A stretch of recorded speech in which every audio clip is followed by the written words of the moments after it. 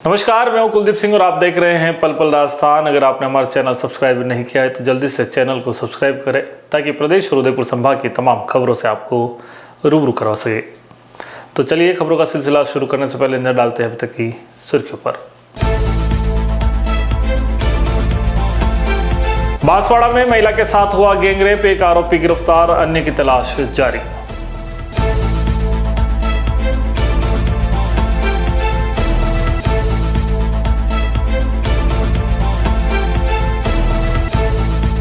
नाथद्वारा के पास सड़क हादसे में पैंथर की मौत, तो वन्यजीव संरक्षण पर उठे सवाल।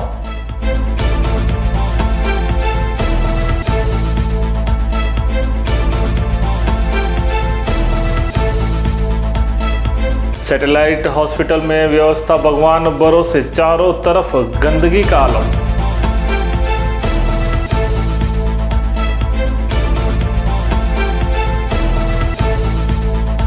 और मंदिर की जमीन पर अवैध रास्ता निकालने का मामला, ग्रामीणों ने किया कलेक्ट्री पर प्रदर्शन।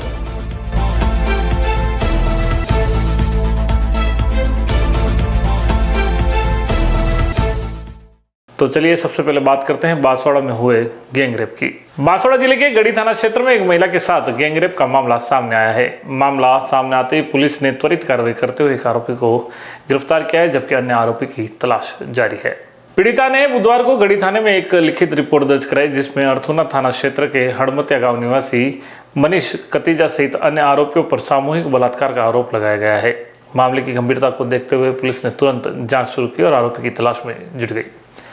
मुखबिर से मिली सूचना के आधार पर पुलिस को आरोपी की लोकेशन का पता चला। इसके बाद पुलिस उप अधीक्षक सुदर्शन पालीवाल के नेतृत्व में एक विशेष टीम का गठन किया गया। टीम ने योजनाबद्ध तरीके से कार्रवाई करते हुए आरोपी मनीष कतीजा को उसकी छिपने की जगह से गिरफ्तार किया है। गढ़ी थाना पुलिस ने गिरफ्तार आरोपी से गहन पूछताछ शुरू कर दी है। वहीं मामले में लिप्त अन्य आरोपियों की भी तलाश तेज कर दी है। पुलिस का कहना है कि जल्द ही सभी आरोपियों को गिरफ्तार कर लिया जाएगा और कानून के तहत सख्त कार्रवाई की जाएगी। मेवाड़ में लगातार सड़क हादसों में पैंथर की मौत की घटनाएं सामने आ रही है। ऐसा एक मामला राजसमंद जिले के नाथद्वारा के नजदीक बागोल गांव में हुआ, जहां सड़क हादसे में एक पैंथर की जान चली गई। पैंथर एक कुत्ते का शिकार कर रहा था और अचानक सड़क पर तेज रफ्तार से आ रही कार की हेडलाइन की रोशनी उस पर पड़ी। रोशनी से घबराकर पैंथर भागने लगा और इसी दौरान कार चालक भी अपना नियंत्रण खो बैठा। कार पैंथर से टकरा गई, जिससे वह गंभीर रूप से घायल हो गया। हादसे के बाद कार चालक मौके से फरार हो गया, जबकि घायल पैंथर सड़क पर तड़पता रहा। स्थानीय लोगों ने इसकी सूचना तुरंत वन विभाग को दी, जिस पर वन विभाग की टीम मौके पर पहुंची और पैंथर को उपचार के लिए नजदीकी उपचार केंद्र लेकर गई। वन विभाग की टीम ने पैंथर को बचाने की पूरी कोशिश की, लेकिन गंभीर चोट की वजह से इलाज के दौरान ही उसकी मौत हो गई। इस हादसे के बाद वन्यजीव संरक्षण और सड़क सुरक्षा को लेकर भी कई सवाल खड़े हो रहे हैं। अजमेर के आदर्श नगर सैटेलाइट हॉस्पिटल में व्यवस्था भगवान भरोसे चल रही है। अजमेर दक्षिण विधानसभा के कांग्रेस प्रत्याशी डॉक्टर द्रौपदी कोली ने परेशान लोगों द्वारा बुलाए जाने पर सैटेलाइट अस्पताल पहुंची और वहां की व्यवस्था देखकर दंग रह गई। डॉक्टर द्रौपदी कोली ने आरोप लगाया कि अस्पताल अधीक्षक अस्पताल में नहीं आते और व्यवस्था भगवान के भरोसे चल रही है, जिसकी शिकायत उन्होंने उच्च अधिकारियों से भी की। अस्पताल में सफाई के नाम पर गंदगी का आलम है। लाइट चले जाने के बाद जनरेटर खराब भी पड़ा हुआ है और विभिन्न समस्या हॉस्पिटल में व्याप्त है। डॉक्टर कोहली ने चेतावनी दी है कि तुरंत प्रभाव से इन समस्याओं का समाधान नहीं किया गया और अस्पताल अधीक्षक की जगह नया अधीक्षक नहीं लगाया जाएगा तो वह आंदोलन करेंगे। इस दौरान पार्षद लक्ष्मी बुंदेल, कांग्रेस मंडल अध्यक्ष मनीष सेन, ईश्वर राजौरिया ने अस्पताल व्यवस्था को लेकर भी नाराजगी जाहिर की और वहां मौके पर मौजूद मरीज के परिजनों से चर्चा की। कितना दिन हो गया जाना?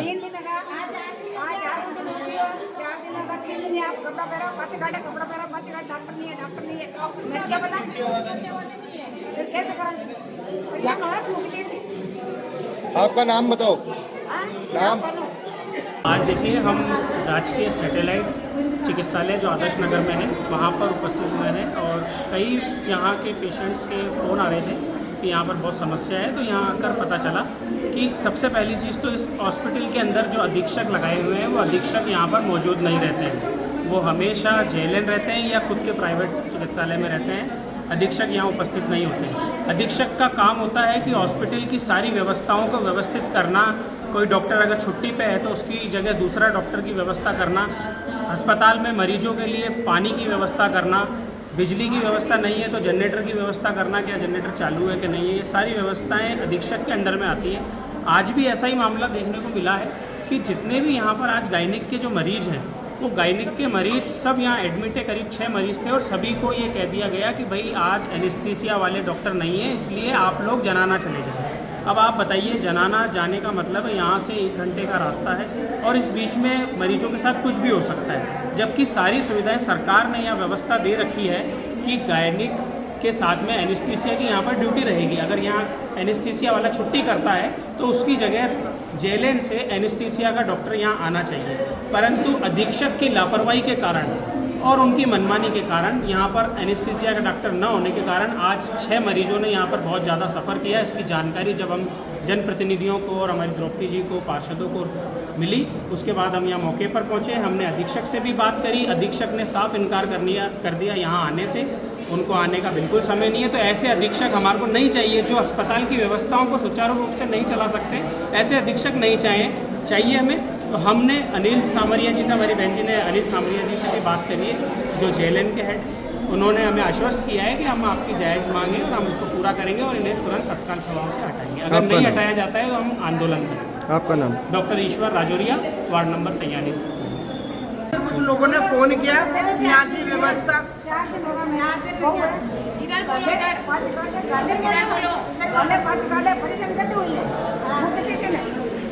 हाँ वही नहीं हुए जो डॉक्टर क्यों नहीं आवे हैं? हाँ मैं तो डॉक्टर साहब ऑपरेशन कराना है इसलिए बोल रही हूँ। कितना दिन हो गया था? 3 दिन हो गया। आज 4 दिन हो गया। 4 दिन होगा, 3 दिन है। कपड़ा पहरा, पाँच काटे, कपड़ा पहरा, पाँच काटे, डॉक्टर नहीं है, डॉक्टर नहीं है। एनेस्थीसिया वाला नहीं है। फिर कैसे करें? एनेस्थीसिया। परेशान हो रहा है जैसे। आपका नाम बताओ। हाँ नाम सोनू। देखिए, हाँ दीदी आप बताइए। आज मैं यहाँ इसलिए आई हूँ कि लोगों के मेरे पास समस्या का लोगों के पास फ़ोन आया मेरे पास कि यहाँ बहुत बड़ी समस्या है। यहाँ पर समस्या ये है कि यहाँ डॉक्टर एनेस्थीसिया वाला डॉक्टर नहीं है। 4-4 दिन से लोगों को टेबल पे लिटाते हैं, वापस भेज देते हैं। अभी आपके सामने महिला कह रही थी 4 दिन से मेरी बहू को बार कह देते हैं ऑपरेशन होगा, वापस कपड़े पहना देते हैं। इस तरह से बताइए, उस कंडीशन में जब डिलीवरी होने वाली होती है टेबल पे, उस कंडीशन में बाद में वो कहते हैं कि आपका ऑपरेशन कल होगा या आपको जनाना भेज दिया जाएगा। एनेस्थीसिया वाले डॉक्टर नहीं है। मैंने आज बात की पोरवाल साहब से, डॉक्टर पोरवाल खुद यहाँ मौजूद नहीं है जो कि यहाँ अधीक्षक है। न तो यहाँ कभी आते हैं, न देखते हैं, न पीने की पानी है, न लैट्रिन बाथरूम सही है। और आप देखिए जनरेटर एक ऐसी व्यवस्था है कि जो अगर मान लो यहाँ ऑपरेशन थिएटर है और ऑपरेशन थिएटर में अगर लाइट चली गई तो जनरेटर की व्यवस्था नहीं है। यहाँ ऑपरेशन करते हुए लाइटें बंद हो जाती है। अब उस समय अगर किसी मरीज की डेथ हो जाती है और ऑपरेशन गलत हो जाए, कौन जिम्मेदार है? यहाँ पर कोई जिम्मेदार नहीं है। हर आदमी परेशान है। लोग, गरीब लोग क्यों आते हैं सरकारी अस्पताल में? व्यवस्थाएं होनी चाहिए, लेकिन यहाँ पर कोई व्यवस्था नहीं है। मैंने और उनका कहना ही है कि हमने तो आपके फ़ोन कर दिया, एप्लीकेशन भेज दी जनाना। अरे जनाना एप्लीकेशन भेज दी, आपको व्यवस्था करवानी चाहिए। आप खुद यहाँ मौजूद नहीं है। अच्छा, उसके बाद यहाँ से लोगों को लास्ट मोमेंट में सुबह 6 बजे से भूखी प्यासी महिलाएं यहाँ पड़ी है ऑपरेशन के लिए। उसके बाद आप डॉक्टर 1 बजे कहते हैं कि उन्होंने फ़ोन किया भाई एनेस्थीसिया वाला नहीं है, तो फ़ोन करते हैं हमारे पोरवाल जी, कहते हैं आप ऐसा करो जनाना रेफ़र कर दो। रेफर करना एक समस्या का समाधान नहीं है। जब सारी व्यवस्था सरकार ने दे रखी है, कांग्रेस सरकार ने इतनी अच्छी व्यवस्था यहाँ करी, उसके बावजूद इस अस्पताल को कंडीरा का बना के रखा। यहाँ कोई व्यवस्था नहीं है। कौन सा हॉस्पिटल है ये सैटेलाइट हॉस्पिटल है आदर्श नगर। प्राइवेट हॉस्पिटलों में भी भेजा जाता कई मरीजों को। भाई जब देखिए व्यवस्था नहीं होगी और आप लोग ऐसे डिले करोगे, हर आदमी बेचारा चाहे कर्जा करेगा चाहे कुछ भी करेगा, अपने मरीज को बचाएगा ना वो, तो वो जाएगा बेचारा प्राइवेट हॉस्पिटल में जाएगा।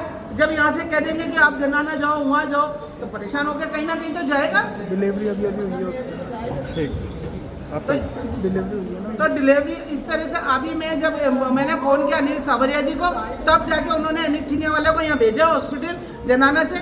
अभी एक डिलीवरी हुई है, बेचारी महिला तड़प रही थी, एनेस्थीसिया वाला आया तब उसकी वहाँ पर डिलीवरी हुई है। तो ये व्यवस्था होनी चाहिए पहले से डॉक्टर की। जब ऑपरेशन का दिन है उस समय यहाँ होने एनेस्थीसिया वाला डॉक्टर होना चाहिए। कैसे छुट्टी पे चला गया? अगर चला गया तो अधीक्षक को पता होना चाहिए और उनको व्यवस्था करनी चाहिए, लेकिन अधीक्षक खुद ही नहीं है यहाँ पर। तो मैं मांग करती हूँ इन जनता की वजह से कि ऐसे अधीक्षक यहाँ नहीं चाहिए। और अगर यह अधीक्षक बदला नहीं गया, डॉक्टर पोरवाल जी को बदला नहीं गया यहाँ से, तो हम इसके लिए आंदोलन करेंगे, पूरे जन आंदोलन को यहाँ खड़ा कर दूंगी, लोग आ जाएंगे यहाँ और इस डॉक्टर को चेंज करना ही पड़ेगा। जो ऐसी व्यवस्था होनी चाहिए जो सबके यहाँ पर देख सके, ऐसा अधीक्षक यहाँ होना चाहिए। और मैं अभी अनिल सावरिया जी से जाके बात करूंगी प्रिंसिपल सर से और यहाँ पर चेंज करवाने की कोशिश करूंगा। अगर नहीं चेंज किया गया तो आंदोलन करेंगे। बुलेटिन में वक्त हो चला एक छोटे से ब्रेक का। ब्रेक के बाद फिर मिलते हैं तमाम खबरों के साथ।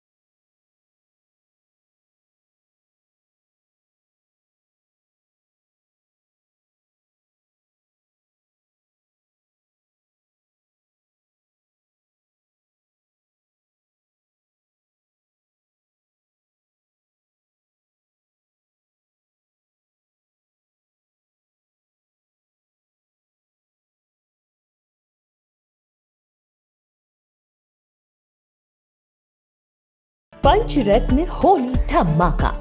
पंचरत्न फर्नीचर लाया है इस होली तक मात्र 2000 में आटा चक्की के साथ फ्री में 800 वर्ग फीट प्लॉट जीतने का सुनहरा मौका। जी हाँ, आपको मेंबरशिप लेने के बाद प्रति माह 2000 रुपए 7 महीने तक जमा कराने हैं और आप भी हमारी इस मेगा ड्रॉ स्कीम के प्रत्येक सप्ताह चक्की के साथ प्लॉट जीतों में शामिल हो सकते हैं। मेगा ड्रॉ में आपका नाम आते ही आपको जमा पूंजी में ही आटा चक्की के साथ प्लॉट फ्री मिल जाएगा। अगर आपका नाम ड्रॉ में शामिल नहीं हुआ तो भी प्रत्येक सदस्य के 7 माह तक राशि जमा कराने पर उसे निश्चित ही आटा चक्की दी जाएगी। हमारी इस स्कीम से जुड़ने के लिए या ज्यादा जानकारी के लिए स्क्रीन पर दिए इन नंबरों पर संपर्क करें। हमारा पता है Panchratna furniture, 119 block C, Sukhdham community hall के पास, सेक्टर 9, उदयपुर।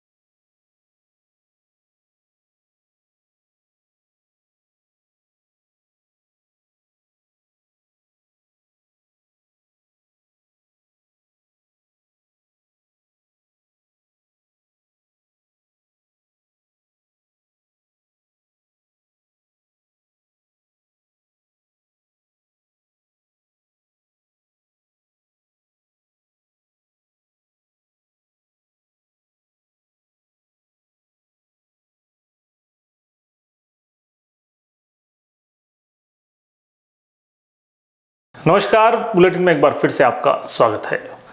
उदयपुर जिले के बड़गांव तहसील के कविता ग्राम पंचायत के बड़ोड़ा गांव में स्थित प्राचीन चारभुजा नाथ मंदिर की जमीन पर अवैध रूप से रास्ता निकालने का मामला सामने आया है। आरोप है कि भूमाफियाओं द्वारा ग्रामीणों को डरा धमकाकर मंदिर परिसर में जबरन सड़क बनाई जा रही है। इस मामले को लेकर शुक्रवार को बड़ोड़ा गांव के लोगों ने जिला कलेक्टर के बाहर जोरदार प्रदर्शन किया और जिला कलेक्टर को ज्ञापन सौंपकर दोषियों के खिलाफ कड़ी कार्रवाई की मांग की है। ग्रामीणों के अनुसार गांव में वर्षों पुराना चारभुजा नाथ का मंदिर है, जो न केवल पूजा अर्चना का मुख्य स्थल है बल्कि सामाजिक एवं सांस्कृतिक आयोजन के लिए भी महत्वपूर्ण स्थान रखता है। मंदिर के चारों ओर कृषि भूमि है, जिसमें कच्ची बाउंड्री भी बनी हुई है। ग्रामीणों ने बताया कि मंदिर के पीछे हेमा नाम के व्यक्ति की कृषि भूमि है, जिससे आने जाने का रास्ता दूसरी ओर से पहले मौजूद है। लेकिन कुछ माह पहले जानकारी मिली कि हेमा ने अपनी जमीन किसी भूमाफिया को बेच दी। अब भूमाफिया मंदिर परिसर में जबरन रास्ता निकालने का कार्य कर रहे हैं। ग्रामीणों ने आरोप लगाया कि भूमाफिया असामाजिक तत्वों को लेकर गांव वालों को धमका रहा है, जिससे स्थानीय लोग काफी भयभीत है। प्रदर्शनकारियों ने प्रशासन से मांग की कि इस अवैध निर्माण को तुरंत रोका जाए और दोषियों के खिलाफ सख्त कार्रवाई की जाए। लोकेश कुमार है, ग्राम पंचायत सरपंच कविता। मेरे बरोड़िया का राजेश गांव में, जहाँ लोग काफ़ी समय से यहाँ भूमाफिया जो रास्ते की ज़मीन ले रखी है चारभुजा मंदिर के पीछे, जो उसका रास्ता नहीं है, तो बेचा है, जो दूसरे ने बेची वो पीछे रास्ता अलग से है, वो वहीं पे रास्ता बनाने की कोशिश कर रहे। गांव वाले बहुत परेशान हैं, हम भी उनके साथ परेशान हो रहे। या कलेक्टर महोदय के यहाँ ज्ञापन देना है, यहाँ ऐसा यही है कि हम इनको न्याय मिले। इनको कौन है भूमाफिया? भूमाफी का अभी कोई पता नहीं, अभी हमने देखा भी नहीं कौन है वहाँ पे। तो फिर आपको कैसे मालूम चला है कि इधर से- वो अभी तो पीछे ही उन्हीं का है प्राप्ति, जो जिसके नाम की ज़मीन है वही भी है। अभी दूसरा कौन आया है, भूमि उनके दलालों के साथ में भेज रहे हैं उनको, भूमि लोगों को डरा रहे हैं वहाँ पे। जमीन से रास्ता कौन निकाल रहा है? ये भूमि पे निकाल रहा है, ज़मीन वाला निकाल रहा है, पीछे वाला हमने देखा ही नहीं है कौन है, लोगों को भेज रहा है। हमारे आदिवासी लोगों को डरा डरा के आ रहे हैं लोग वहाँ पे, बस यही है न्याय में। मैं मांगीलाल गमेती, पूर्व उप सरपंच कविता। मेरा राजेश गांव बरोडिया है। बरोडिया में 4 भुजा मंदिर का जो हमारे बाउंड्री वाल बनी हुई है उसमें कोई भूमाफिया जो रास्ता निकालने चाह रहे, और हमारे गांव वालों की और पूरी पंचायत का यही है कि वहाँ रास्ता नहीं निकले, और वहाँ ज़मीन पहले से कम है, पूरा गांव का प्रोग्राम होता है। हम यही चाहते हैं कि हमारे प्रशासन से वहाँ कोई रास्ता है भी नहीं और निकलना भी नहीं चाहिए। उदयपुर के तारा संस्थान और सर्व सनातन एकता संघ द्वारा 7 दिवसीय श्रीमद् भागवत कथा का आयोजन उदयपुर शहर के सेक्टर 14 स्थित तारा संस्थान के आनंद वृद्धाश्रम में किया जा रहा है। यह भव्य कथा बाल संत राव दक्षराज सिंह के मुखारविंद द्वारा सुनाई जा रही है। इस धार्मिक आयोजन की शुरुआत विशेष कलश यात्रा से हुई, जिसमें सैकड़ों श्रद्धालुओं ने बढ़ चढ़कर हिस्सा लिया। कलश यात्रा का आयोजन उत्साह और श्रद्धा के साथ किया गया। इस अवसर पर श्रोताओं की भारी संख्या ने अपने समर्पण और भक्ति का प्रदर्शन किया। भागवत कथा का यह 7 दिवसीय आयोजन धार्मिक एवं सांस्कृतिक और सामाजिक दृष्टिकोण से अत्यंत महत्वपूर्ण है।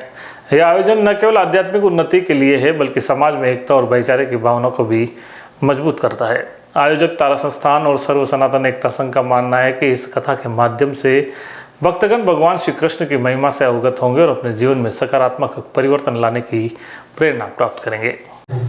मेरा नाम दक्षराज है और हम यहाँ पे इकट्ठे हुए हैं उदयपुर सेक्टर 14 में। यहाँ पे 7 दिवसीय सप्ताह यज्ञ भागवत कथा का प्रारंभ होने जा रहा है आज, और अभी कलश यात्रा के लिए हम सभी एकत्रित हुए हैं। और आज से कथा प्रारंभ होगी जो 7 दिवस तक चलेगी।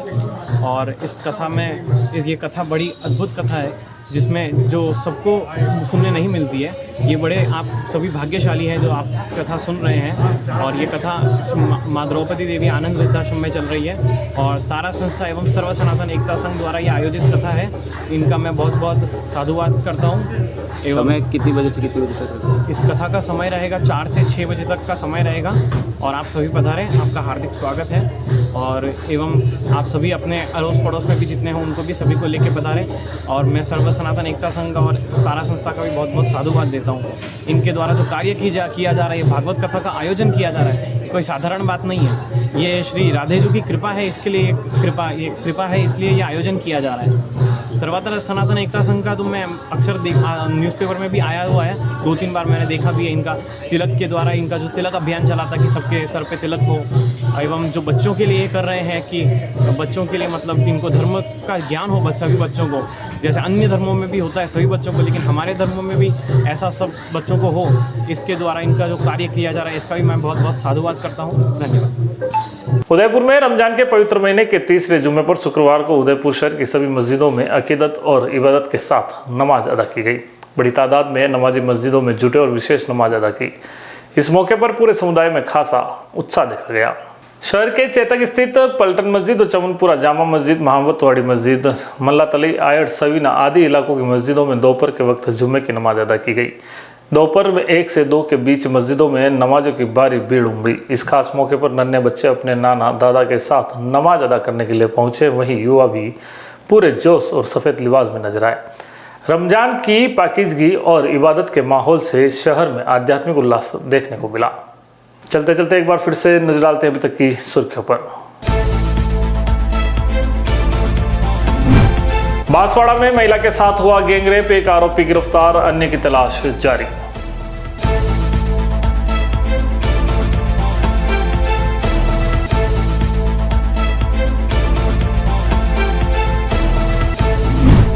नाथद्वारा के पास सड़क हादसे में पैंथर की मौत, वन्यजीव संरक्षण पर उठे सवाल।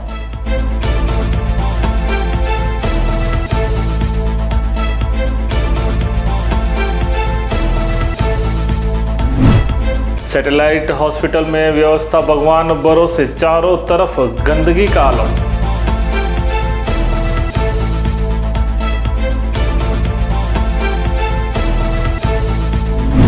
और मंदिर की जमीन पर अवैध रास्ता निकालने का मामला, ग्रामीणों ने किया कलेक्ट्री पर प्रदर्शन।